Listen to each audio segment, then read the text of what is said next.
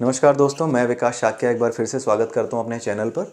और आज हम डिस्कस करने जा रहे हैं चैप्टर नंबर 13 भागवत गीता के श्लोक नंबर 28 को, यानी 28वां श्लोक। तो आइए देखते हैं 28वां श्लोक कहता क्या है। 28वां श्लोक कहता है, समम सर्वेषु भूतेषु तिष्ठन्ति परमेश्वरम विनश्यस्तस्व विनश्यन्तम यह पश्यति सह पश्यति। यहाँ भगवान श्री कृष्ण ये कह रहे हैं अर्जुन से कि जो सभी शरीरों में आत्मा को परमात्मा के साथ देखता है और समझता है कि नश्वर शरीर के भीतर आत्मा और परमात्मा नष्ट नहीं होते, वही वास्तव में देखता है। यानी यहाँ पर भगवान श्री कृष्ण ने उस व्यक्ति की बात की है जिसकी दृष्टि खुली हुई है, जिसकी वास्तविक दृष्टि खुल गई है। जिस दृष्टि से हमें देखना चाहिए हर व्यक्ति को, वो वास्तविक दृष्टि है। वो वास्तविक दृष्टि किसकी खुली होती है?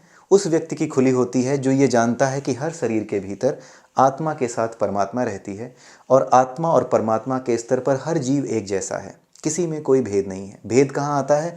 भेद तब आता है जब ऊपर का शरीर हमारा विद्यमान रहता है और हम इस शरीर में मनोमय कोश में अपने अहंकार को संतुष्ट करने के लिए तरह तरह की चीज़ें भरते जाते हैं।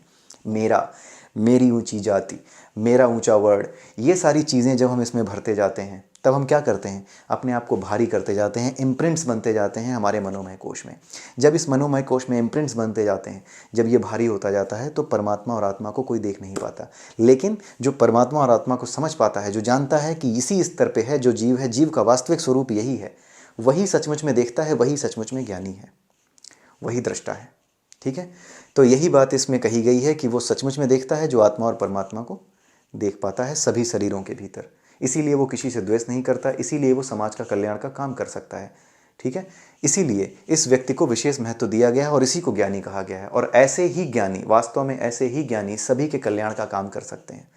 जो सभी को एक रूप में नहीं देख सकता, वो सभी के कल्याण का काम कैसे कर सकता है? इसीलिए जो सनातन की फिलॉसफी है, इसीलिए हमारे यहाँ ये कहा जाता है सर्वे भवन्तु सुखिनः सर्वे सन्तु निरामया। पूरी पृथ्वी ही हमारा घर है, वसुधैव कुटुंबकम। ये विचार इसीलिए आए हैं क्योंकि ये चीज़ सनातन धर्म की बेसिक फिलॉसफी है। ये बेसिक फिलॉसफी है, ये बेसिक साइंस है। इसी को समझाने के बाद जो बाकी की चीज़ें हैं, आपको लगता है वो पढ़ने की ज़रूरत रह जाती है? वो तो सिर्फ कह दी गई हैं। इसीलिए सनातन फिलॉसफी बहुत बड़ी है, चीज़ों को आगे बढ़ाते चले गए। बेसिक कॉन्सेप्ट, बेसिक नॉलेज यही है। अब इसके ऊपर आप कुछ भी बढ़ा लो। जब सारे जीव एक जैसे हैं तो पूरी दुनिया ही हमारा घर है। सीधी सी बात है। अगर जैसे अपने घर में हम अपने हर बच्चे को बराबर समझते हैं, ठीक है, उसी तरीके से जब हमें ये पता लग जाएगा कि हम तो सारे ही जीव हैं, भले ही अलग अलग रूपों में दिखाई देते हैं, हम तो सारे ही जीव हैं और सारे ही आत्मा और परमात्मा के साथ स्थित हैं। सबके अंदर वही परमात्मा है, सबके अंदर आत्मा है और सबके अंदर वही एक परमात्मा है। तो फिर द्वेष की भावना है कहाँ? तो इसके ऊपर आप कितनी भी बातें लिखिए, सभी को समान समझो, वसुधैव कुटुंबकम, ये तो सेल्फ एक्सप्लेनेटरी हो गया ना।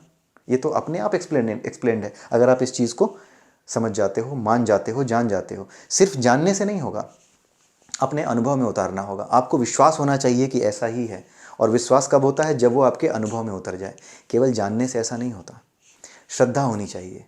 जब श्रद्धा होती है तो बाकी चीज़ें, विनम्रता, अहिंसा, सहिष्णुता, आप देखिए कि अपने आप जनरेट हो जाएंगी। जिसको श्रद्धा होगी इस बात में कि हाँ ये सत्य है, आत्मा और परमात्मा हमारे शरीर के भीतर है, हर शरीर के भीतर है और हर शरीर के भीतर आत्मा और परमात्मा होने की वजह से हर जीव एक जैसा है, कोई छोटा बड़ा नहीं है। तो आपके अंदर श्रद्धा, आपके अंदर विनम्रता, आपके अंदर अहिंसा, सहिष्णुता, सब कुछ अपने आप आ जाएगा जब आप इस चीज़ को मान जाओगे और जान जाओगे, अनुभव कर सकोगे। अगर आप ये अनुभव कर सको कि उस कुत्ते के अंदर भी जीव है, उसे मारूंगा तो तकलीफ होगी, तो क्यों आप हिंसा करोगे? आप अहिंसक हो जाओगे। लेकिन अनुभव में आना चाहिए। अनुभव में आना और जानना, दोनों में फ़र्क है। ज्ञान वास्तविक वही है जो अनुभव में उतर जाए। जो आपने रटा हो वो से ज्ञान मत कहिए, वो सिर्फ जानकारी है। और जो ज्ञान है, जो आपके ज्ञान में कोष तक उतरता है, वो वही है जो अनुभव के साथ उतरता है।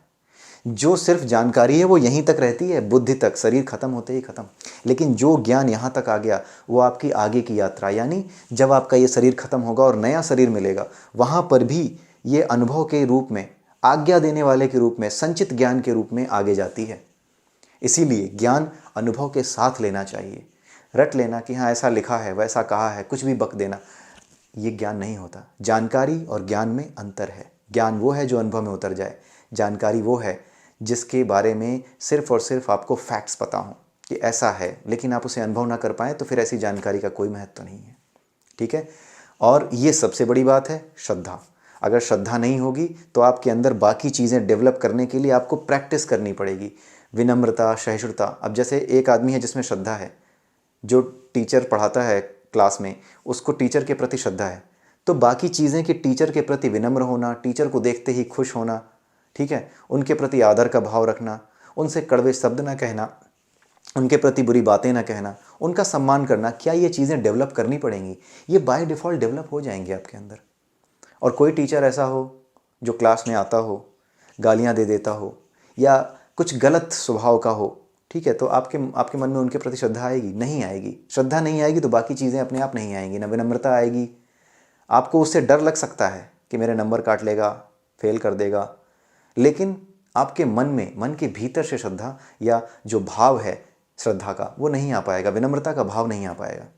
आप बाहर निकलोगे तो पीठ पीछे बोलोगे उल्टा सीधा उनके बारे में, ठीक है, तो ऐसा ही होता है। तो श्रद्धा अपने आप बाकी गुणों को जनरेट कर देती है, बाकी गुण अपने आप विकसित हो जाते हैं जिसमें श्रद्धा होती है। इसलिए भक्ति का विशेष महत्व है। ये कोई गाली नहीं है भक्ति, जैसा कि आजकल इस्तेमाल की जाती है, लेकिन भक्ति को वास्तविक अर्थ, भक्ति के वास्तविक अर्थ को समझना है। भक्ति का आधार ही श्रद्धा है। किसी चीज़ में श्रद्धा होने से ही आपके अंदर विनम्रता आती है, आपका मन फोकस्ड होता है, और मन को फोकस करना ही सनातन धर्म का मुख्य लक्ष्य है, क्योंकि मन को फोकस करते ही आप इस चीज़ को देख पाते हो, जीव के वास्तविक स्वरूप को देख पाते हो, ठीक है। तो मन को स्थिर करने के लिए आपके अंदर जो श्रद्धा, विनम्रता, ये सारी चीज़ें होनी चाहिए, ये बहुत ज़रूरी हैं। और इसीलिए जो सनातन धर्म है वो इसी पर जोर देता है कि आप मन को शांत करने की कोशिश करें, श्रद्धावान बने।